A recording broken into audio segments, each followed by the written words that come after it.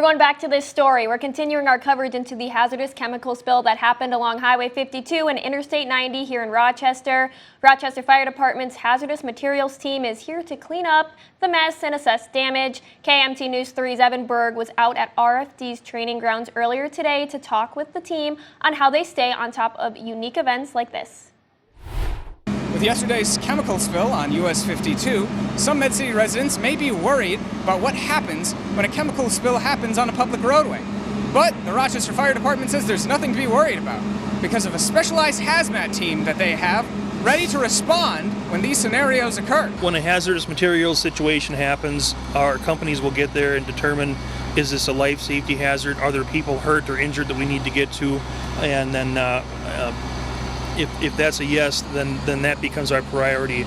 Once there's no life safety hazards, we figure out where is the hazardous materials going. Can we stop it from leaking anymore? To do that, the department uses specialized gear in their trucks to track it through the water and the air.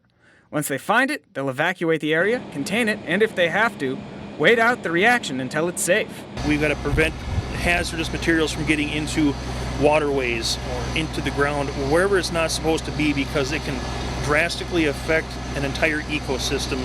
At the Rochester Fire Department, there are 34 technicians who are qualified for hazardous material responses, and many of its other firefighters have baseline training to step in as well if need be. I am very impressed with our hazmat team here. They do great work. They were there for 12 hours last night before they got relieved this morning, so they'll put in as much time as it takes to ensure that these things are taken care of. RFD says the team is one of 11 in the state, working with various other agencies and community partners to keep Minnesotans safe in the case of a chemical spill. In Rochester, Evan Berg, KIMT News 3. Last night's spill was relatively contained after a semi-truck pulled over. According to Minnesota's Pollution Control Agency, the truck contained hydrogen peroxide, sodium hydroxide, chloride solution, food additive, and anti-foam. There is currently no risk to the public.